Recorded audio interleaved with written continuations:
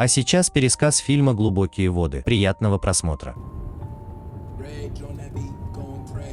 Фильм начинается с того, что Вик Ван Аллен едет на велосипеде домой после прогулки по лесу. Подъехав к дому, он снимает штаны, затем поднимает глаза и видит, что на него смотрит его жена Мелинда. У пары есть дочь Трикси, и они живут в штате Луизиана. Когда они собираются уходить на вечеринку, приходит няня Челси. Мелинда не обращает внимания на дочь и ругает ее за музыку. В то время как Вик полная противоположность, любящий и заботливый отец по отношению к своей дочери. Ты знаешь, что я люблю тебя.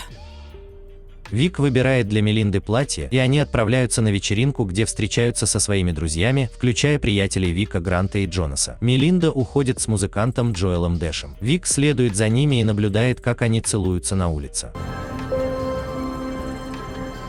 Он возвращается и разговаривает с другой своей подругой, Мэри, которая выражает Вику беспокойство по поводу того, что Мелинда флиртует и встречается с другими мужчинами. Но Вик говорит, что это его не касается. Мелинда напивается и начинает играть песню на пианино. Джоэл подходит к Вику, чтобы поболтать. Джоэл говорит, что ценит его спокойствие за то, что он встречается с его женой, и что считает его другом. Когда они остаются одни на кухне, Вик случайно упоминает другого приятеля, который был у Мелинды, по имени Мартин Макрей, который пропал месяц назад. Я его убил. А Мелинда знает? Боже, нет. Она была бы в ужасе. Вик угрожающе говорит Джоэлу, что убил его молотком, и Джоэл воспринимает это как серьезную угрозу в свой адрес. Джоэл быстро покидает вечеринку, а Мелинда пытается понять, почему. Она спрашивает мужа, что он сказал Джоэлу, что заставило его уйти. Вик лжет и говорит ей, что ничего не говорил. Вернувшись домой и заплатив няне, Вик ухаживает за женой и делает ей массаж, но она все равно отсылает его спать в другую комнату. Закрой дверь, как будешь уходить. По соседям ходят слухи о том, что Вик убил Мартина, хотя он утверждает, что не собирался угрожать Джоэлу. Его друзья и соседи не знают, что у Вика и Мелинды есть личная договоренность. Они остаются вместе в браке без любви под тем компромиссом, что Мелинда может иметь множество партнеров. Это пи***ц.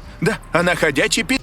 Эти новости доходят до Мелинды, и она очень расстраивается из-за того, что он препятствует ее партнерам. Джоэл планирует съехать на выходные, поэтому Мелинда приглашает его на ужин и требует, чтобы Вик извинился перед ним. Рад тебя видеть. Ужин почти готов. Ужин проходит так неловко, как и следовало ожидать. И после того, как Вик укладывает Трикси спать, Трикси говорит ему, что ей не нравится Джоэл. Вик спускается вниз, и пока Мелинда идет в ванную, она просит его пойти извиниться перед Джоэлом. Он идет, чтобы дать Джоэлу еще выпить. Я не могу за это извиниться, Джоэл. Я и правда его убил. Вик говорит, что за Джоэлом приехало такси, но Джоэл говорит, что его не вызывал. На что Вик отвечает, что это он вызвал такси, а парню пора валить из дома. Ван Аллены идут на банкет, где знакомятся с парой Доном и Келли Уилсон. Дон писатель, и Вик рассказывает ему, что он работает на полставки в компании, выпускающей журналы, и создает веб-страницы. Вик досрочно вышел на пенсию из-за созданного им чипа для беспилотника, который используется в военных операциях. Дон слышал о том, что Вик якобы убил Мартина, и поднимает эту тему, но все отшучиваются и не воспринимают ее всерьез. Позже Вик танцует с Келли, а Мелинда наблюдает за ним и ревнует. Она вспоминает об этом по дороге домой. Она очень привлекательная, согласен? Да, пожалуй. И этого достаточно, чтобы они побежали в спальню заниматься любовью. Позже, во время футбольного матча Трикси, Вик узнает по телефону об оплате, которую Мелинда сделала учителю фортепиано по имени Чарли. Вик отправляется за Чарли и садится в гостиной, где тот играет на фортепиано, увидев, что он красивый молодой человек. Вскоре после этого приходит Мелинда и слушает игру Чарли.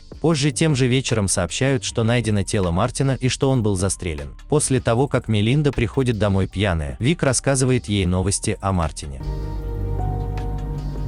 На следующий день Вик возвращается в гостиную с Грантом, где они обсуждают, что Мартин был найден застреленным, и Грант говорит, что слухи о том, что Вик убил его молотком, наконец прекратятся. Я рад, что полиция поймала преступника. Да. Так что теперь не будет слухов. Вик улыбчиво говорит Чарли, что он хорошо играет, после чего говорит своему другу, что он учитель Мелинды по фортепиано. Грант понимает, что Чарли новый любовник Мелинды. Вик злится на жену и говорит, что она загоняет себя в пропасть, и хочет, чтобы она подумала о семье, которая у нее есть с ним и Трикси. Мелинда не обращает внимания на его слова и идет наверх спать. Мы видим вечеринку у бассейна, которую Вик и Мелинда посещают в доме Джонаса со всеми своими друзьями. Чарли появляется по приглашению Мелинды. Она представляет ему Вика как своего учителя по фортепиано. Чарли не помнит, что ранее видел Вика у него в гостиной. Вик наблюдает, как Мелинда и Чарли сближаются в бассейне. Вскоре после этого начинается дождь, который заставляет всех зайти в дом. Вик и Чарли единственные, кто остается в бассейне. Через несколько несколько мгновений мы видим, как Вик заходит внутрь один. Мелинда выглядывает наружу и видит Чарли, плавающего в бассейне лицом вниз. Ребята вытаскивают его и пытаются его реанимировать, но Дон случайно роняет тело Чарли, ударив его головой о край бассейна. Однако они выясняют, что он был уже мертв, когда они его нашли. Полиция приходит допросить гостей, причем Мелинда прямо обвиняет Вика в убийстве Чарли, но Вик отрицает это и говорит, что она просто расстроена. Детективы ведут обоих в разные комнаты для допроса. Полиция уходит, не найдя больше никаких улик. Мелинда очень расстроена тем, что еще один из ее любовников погиб. Они возвращаются домой, и Вик садится рядом с женой. И что теперь? Потребуешь развода? Вик узнает от Келли, что ее муж Дон ведет разговоры за его спиной, и Вик решает пригласить их на ужин. Вик и Дон разговаривают наедине, и Вик запугивает его. Дон спрашивает, готов ли он пройти проверку на детекторе лжи, чтобы доказать, что не убивал его, и Вик соглашается. Мелинда вместе с Доном нанимает частного детектива Дэвида Ричельяни для слежки за Виком. Он быстро засекает их и отправляется в дом Дона, где сталкивается с ним на глазах у Келли и их дочери, и показывает ему доказательства банковских записей, свидетельствующих о переводе денег на имя Дона. Кого ты нанял? Частного сыщика. Вик наблюдает, как Мелинда возвращается к своему парню из колледжа, Тони Камерону. Вечером Вик подслушивает разговор между женой и Тони о том, чтобы поехать в Бразилию и взять с собой Трикси. Гнев Вика начинает выходить из-под контроля. Тони приходит в дом Ван Алленов, где Вик проявляет к нему дружелюбие, и Мелинда ведет Тони в свою спальню, а Вик наблюдает за ними. Позже он сталкивается с Тони на улице и говорит ему, что Мелинда хочет ему что-то продемонстрировать. Он отвозит Тони вглубь леса, где оставляет его одного, а затем бросает ему в голову камень. Тони спотыкается о скалу и разбивает голову о камень, погибая. Затем он пытается спрятать тело Тони в воде, используя свой пояс, чтобы обвязать его руки вокруг скалы, и забирает бумажник, прежде чем его утопить. Вик возвращается домой с улыбкой на лице. Позже Вик приглашает Мелинду и Трикси на пикник в лес. Мелинда начинает больше раскрываться перед Виком после того, как Тони перестает отвечать на ее звонки. Он начинает беспокоиться, когда Трикси почти натыкается на тело Тони у воды. На обратном пути Мелинда вспоминает, что забыла свой шарф. Можешь сегодня поспать у меня? Конечно. Пожалуйста. На следующее утро Вик возвращается, чтобы попытаться утопить тело Тони еще глубже, а Мелинда идет искать Вика и вместо него находит бумажник Тони. Вернувшись в ущелье, Дон подходит и сталкивается с Виком. Что ты делаешь? Мелинда забыла свой шарф.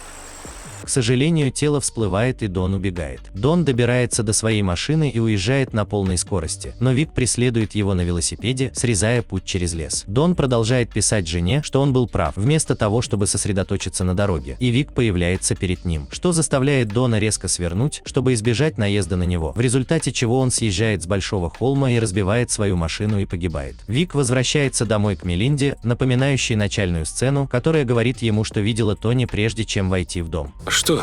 Ничего, я видела Тони. Позже она сжигает документы Тони, после чего фильм заканчивается. Спасибо за просмотр, не забывайте подписываться на канал, а также на Telegram, там много интересного.